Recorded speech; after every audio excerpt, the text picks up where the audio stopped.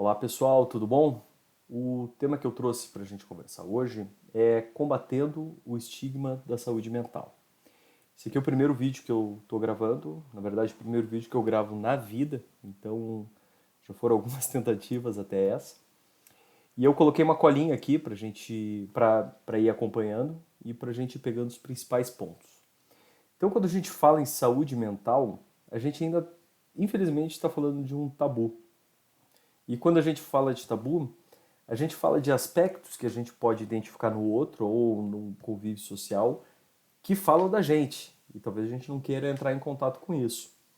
Mas eles são naturais, eles são próprios. Qualquer tabu é natural, é próprio da vivência, da dinâmica humana. E a saúde mental não seria diferente. E tem um aspecto interessante, porque a noção de saúde, a gente já tem ela bem definida, bem clara. E tanto que quando a gente fala em saúde física, a pessoa que tem uma atenção à sua saúde, né, saúde física, tem até um status, né, uma pessoa que é cuidadosa, que é atenta a si. E quando a gente fala em saúde mental, a coisa já muda um pouco. A pessoa, como se falava há um bom tempo atrás, que segue se falando, em muitos lugares a gente ainda escuta, a pessoa não está em suas plenas capacidades mentais, a pessoa não é aquele aspecto que a gente fala que a pessoa está num lugar de insanidade. E é importante a gente, para falar sobre saúde mental, que a gente reflita sobre isso, sobre essa distinção que existe.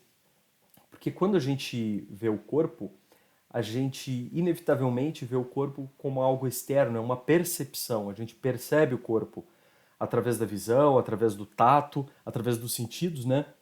Então a gente vê o nosso braço, a gente sente o nosso metabolismo. Então ele tem um aspecto externo. Claro, se a gente for expandir isso daí, com certeza se mantém o eu, se mantém uma concepção de eu.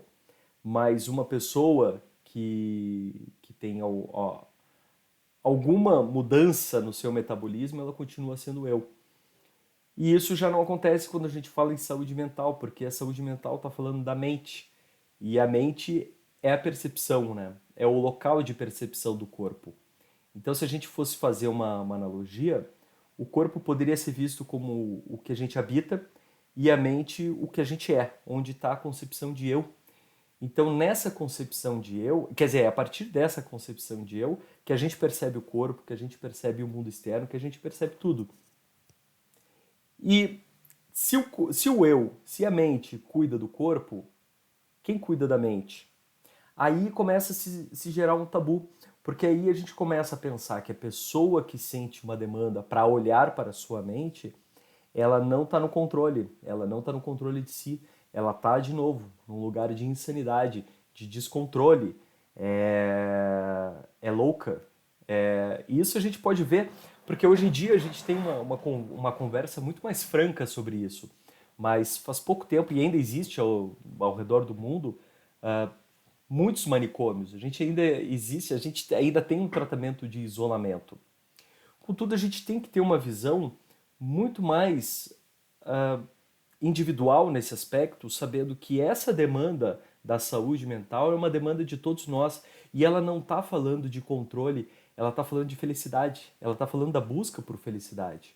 Essa busca interna não está ligada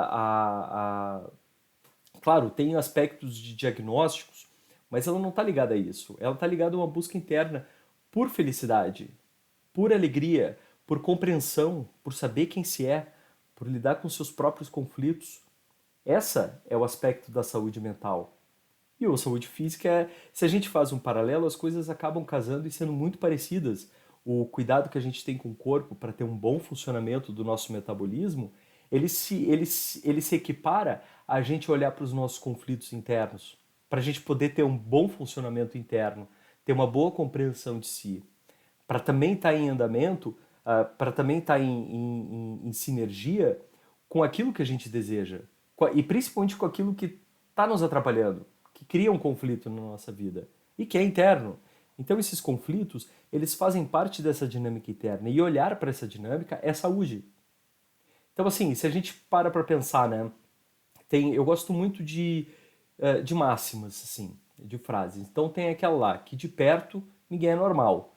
É uma coisa que se fala corriqueiramente e ele tem um aspecto de concordância, as pessoas acabam concordando com isso, que de perto ninguém é normal. Porque de perto a gente sabe que vários aspectos que a gente vê no mundo em relação a outras pessoas, a gente pensa diferente, a gente reflete, a gente pensa, será que eu sou assim? Será que eu consigo? A gente tem as nossas seguranças. Então esse começa a ver o de perto ninguém é normal. E se a gente fala que de perto ninguém é normal, a gente tem que levar em consideração que todo mundo só é alguém de perto. Eu sou quem eu sou de perto, perto de mim, no caso. Ou quem me conhece perto de mim. Para vocês também. Quem conhece vocês perto de vocês. Pode não estar perto agora, mas o conhecimento se deu perto.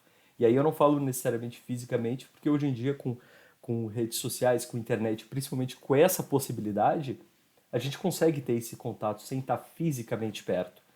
Mas assim, se todo mundo é de perto, ninguém é normal, e todo mundo só é alguém de perto, então a gente pode também dar um salto nessa lógica e dizer que ninguém é normal. E se ninguém é normal, o conceito de normalidade ele está defasado. A gente precisa rever essa ideia do conceito de normalidade, o que de fato é normal. E claro, a gente pode chegar num conceito de normalidade? Pode. Sendo abrangente, pode. Mas é importante a gente olhar que talvez o conceito atual de normalidade ele esteja extremamente rígido, que impossibilite que o humano apareça, que aquilo que é nosso apareça. E tem espaço e deve ter prioridade sempre. A demanda interna, a busca interna por felicidade, por lidar com suas frustrações, com seus traumas, com seu passado, não colocar tudo para debaixo do tapete, não colocar tudo num lugar esquecido na mente, não considerar que existem coisas que passaram e não nos interferem mais, mas a gente se apropriar da nossa própria vida. Esse processo é um processo libertador, ele é um processo que coloca a gente na dianteira da nossa vida. A gente está realmente no controle, mas não no controle por ter controle manipulativo sobre tudo, não, por ter compreensão sobre as coisas. Existe uma diferença muito grande entre manipular e compreender. A gente está no controle nas duas situações. Contudo, o manipular ele vai demandar uma energia muito grande e muitas vezes questões externas, conflitos surgem a partir disso. Agora, quando a gente trabalha, quando a gente olha para a questão da compreensão da coisa, aí já é um assunto totalmente diferente. Porque quando a gente compreende, a gente aceita que a realidade, o caráter implacável da realidade que se mostra sobre o que aconteceu na nossa vida, sobre quem a gente é hoje, quem a gente gostaria de ser, quem a gente deseja ser, as possibilidades que a gente tem na nossa vida, a, as dificuldades que a gente tem, todos esses aspectos eles estão nesse olhar. E isso é saúde. Isso é a gente olhar para si. Então, para a gente pensar saúde mental, o ponto de partida é pensar que todos nós temos possibilidade de sermos felizes, independente do nosso passado. E isso só é possível quando se torna uma busca, a busca pela felicidade. E a busca pela felicidade não tem respostas rápidas, imediatas e prontas. E toda busca é legítima. Então, se a busca é pela felicidade e é legítima, então ser feliz é algo legítimo, é algo possível, tá no caminho. E quando a gente se liberta dos tabus, dessa ideia de tabu, de que falar sobre saúde mental é de algum modo dizer que não tem controle de si, quando a gente se liberta disso, a gente abre todos os caminhos, e esses caminhos são caminhos que estão além do que as pessoas pensam. Porque no final do dia, não importa. Importa o que a gente pensa.